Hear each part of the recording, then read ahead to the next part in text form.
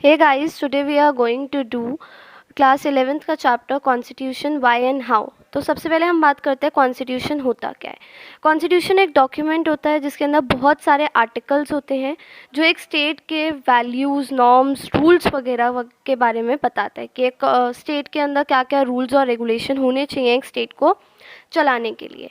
तो सबसे पहले हम बात करते हैं कि कॉन्स्टिट्यूशन ज़रूरी क्यों है। कॉन्स्टिट्यूशन सबसे फर्स्ट पॉइंट है कि वो हमारे को एक बेसिक रूल देता है जो अलाउ करता है minimal coordination among the society के मेंबर्स के बीच में। मतलब कि वो कोऑर्डिनेशन लाता है कि कैसे सारे लोग एक साथ रह सकते हैं। अब सब लोग अलग अलग रिलीजन के हैं जो एक ही जगह पे रह रहे हैं, कोई हिंदू है, कोई क्रिश्चियन है, कोई मुस्लिम है।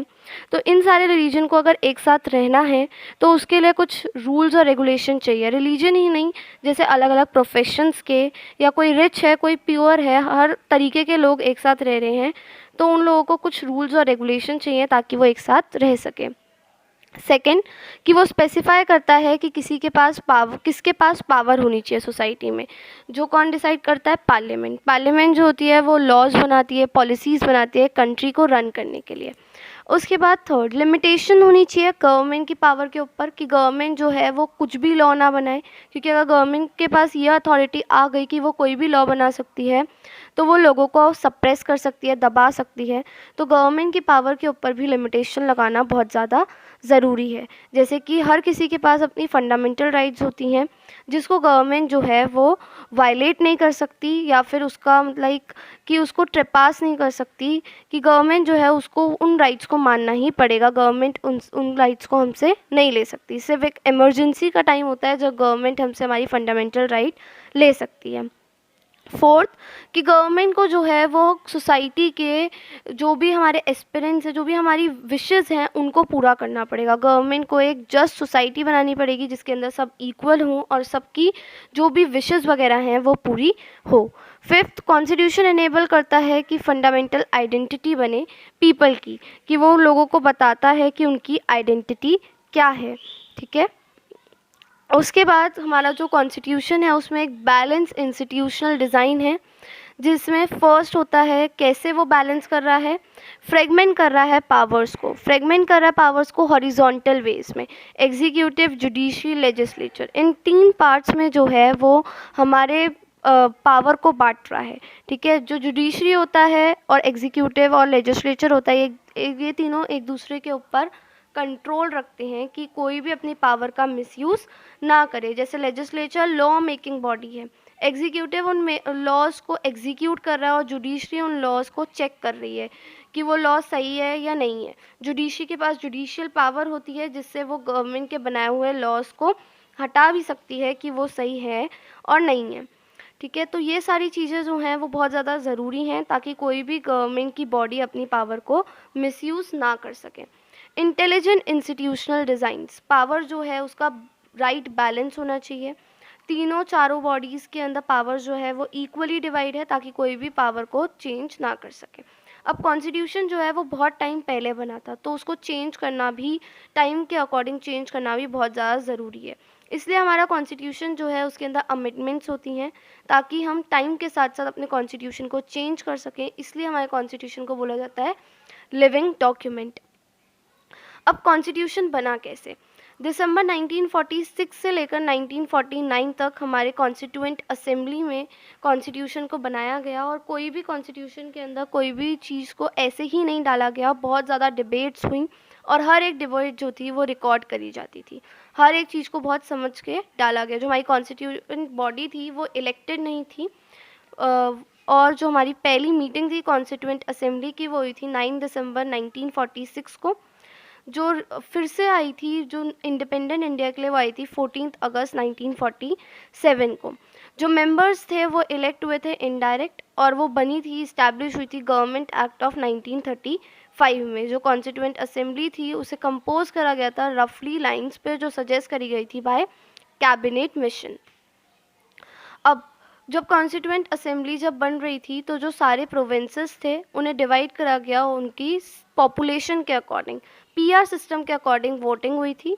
जो ब्रिटिश रूल था उसके अंदर 292 मेंबर्स इलेक्ट हुए थे और जो प्रिंसली स्टेट थी उसमें मिनिमम 93 स्टेट थी। हर प्रोविंस जो थी उसमें 3 मेन कम्युनिटीज़ थी, मुस्लिम, सिख और जनरल, और इन सबको डिवाइड करा गया था, वोट दिए गए थे, सीट्स दी गई थी इनकी पॉपुलेशन के हिसाब से। जो मेंबर्स थे हर कम्युनिटी के प्रोविंशियल लेजिस्लेटिव असेंबली में वो अपने खुद के रिप्रेजेंटेटिव्स को इलेक्ट करते थे और ये इलेक्शन होता था पीआर सिस्टम के हिसाब से। प्लान ऑफ 3 जून, मेंबर्स जो थे वो इलेक्ट करे गए थे फ्रॉम टेरिटरीज जो कहाँ पे थी, पाकिस्तान के अंदर। अब जो टेरिटरीज पाकिस्तान के अंदर थी, जो लोग पाकिस्तान के अंदर थे उनको कॉन्स्टिट्यूएंट असेंबली से हटाना था और वो लोग प्लान ऑफ 3 जून के अंदर कॉन्स्टिट्यूएंट असेंबली से हटे तो, और वो मेंबर्स जो थे वो रिड्यूस हुए 299 पे। कॉन्स्टिट्यूशन जो था वो हमने अडॉप्ट करा 26 नवंबर 1949 को। 284 मेंबर्स जो थे वो उस टाइम पे आए 24 जनवरी 1950 को और उन्होंने साइन करा हमारा कॉन्स्टिट्यूशन। 26 जन 1950 को हमारा कॉन्स्टिट्यूशन जो था वो फोर्स में आया, लागू हुआ, और जो कांग्रेस थी उसने डोमिनेट करा असेंबली को, कॉन्स्टिट्यूएंट असेंबली को, क्योंकि कांग्रेस पार्टी जो थी उसमें 82% सीट्स थी और उसके अंदर ऑलमोस्ट हर तरीके के लोग थे। कॉन्स्टिट्यूएंट असेंबली में 8 मेजर कमिटीज़ थी डिफरेंट सब्जेक्ट्स की।